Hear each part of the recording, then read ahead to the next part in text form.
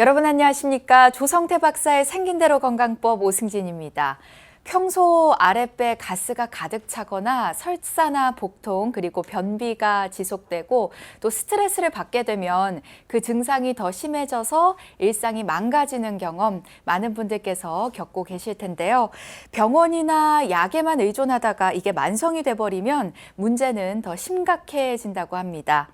자, 현대인들의 고질병인 과민성 대장증후군 이제는 그 근본부터 해결해야 할 것 같은데요.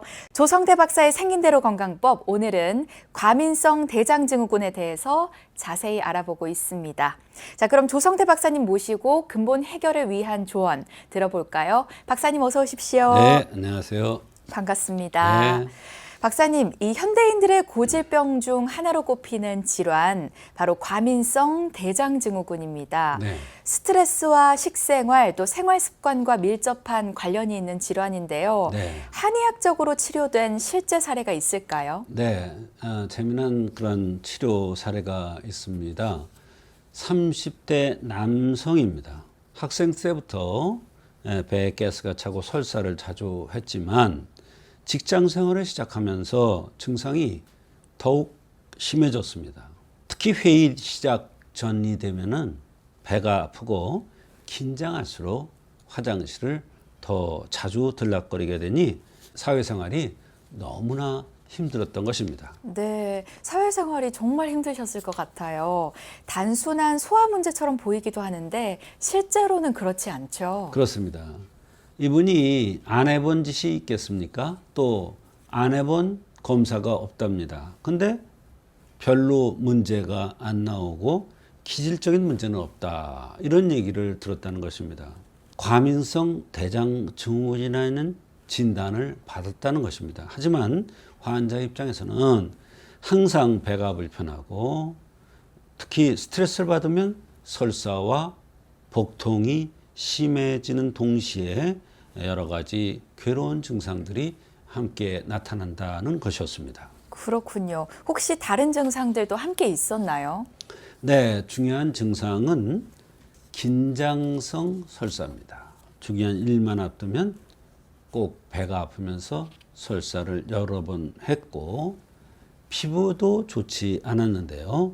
먹는 것에 따라서 두드러기가 잘 올라온다 그랬습니다. 어떤 때는 올라오고 어떨 때는 올라오지 않고 대변도 하루에 7, 8회 정도 묽게 보는 편이라고 했습니다. 그 외에 비염, 그 다음에 이렇게 몸이 안 좋으니까 쉽게 짜증을 나고 불면증도 있다고 했습니다.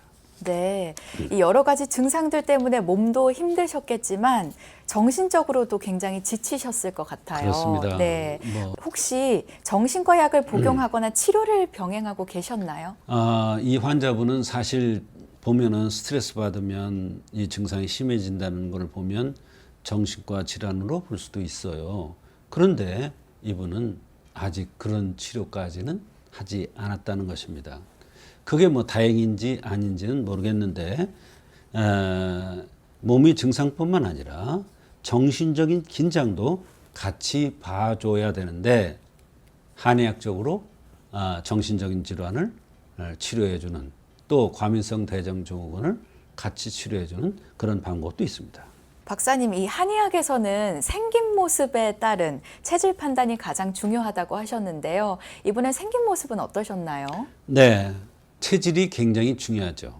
과민성 대장증후군이 오더라도 어떠한 체질이냐에 따라서 치료법이 전혀 다릅니다. 이분은 돌출형입니다. 오목하게 생긴 사람과 돌출되게 생긴 사람이 있는데 오목한 형이 아니라 돌출형입니다.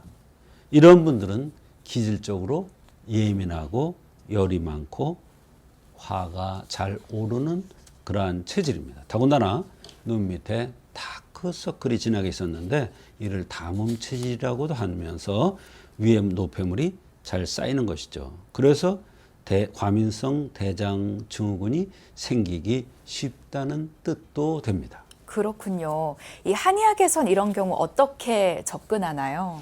열이 위로 쉽게 오르는 체질들은 상대적으로 아랫배는 차게 되어 있습니다. 즉 차서 순환이 안 되는 것이죠.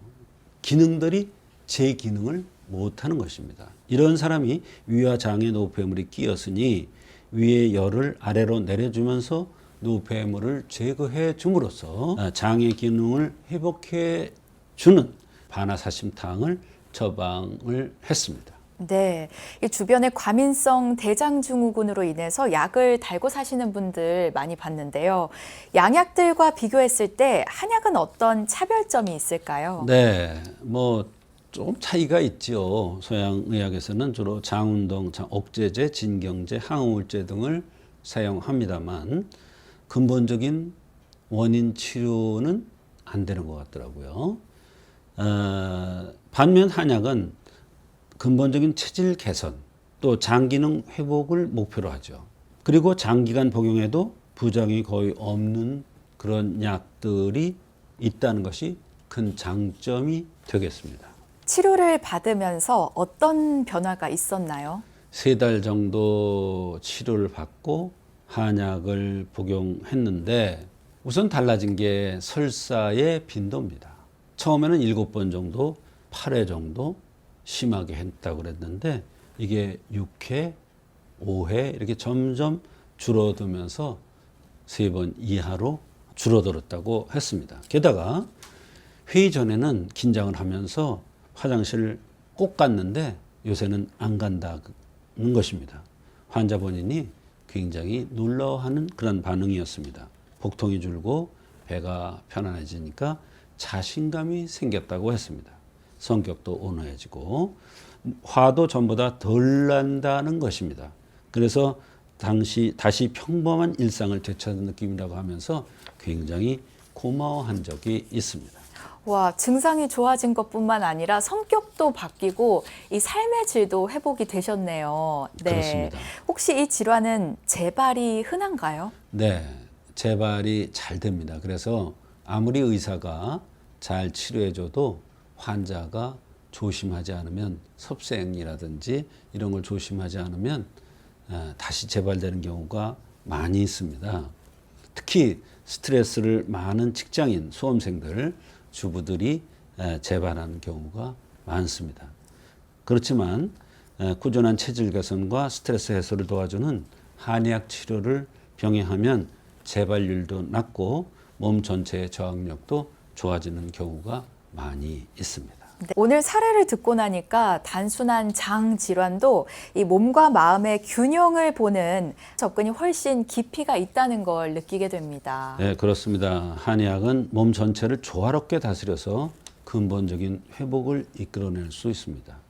과민성 대장증후군처럼 만성적인 기능성 질환도 한의학으로 충분히 치료가 잘 되는 그러한 질환 중에 하나가 되겠습니다. 사례를 통해 알아본 과민성 대장증후군, 오늘도 좋은 말씀 감사합니다. 다음 시간에도 좋은 사례 기대하겠습니다. 네.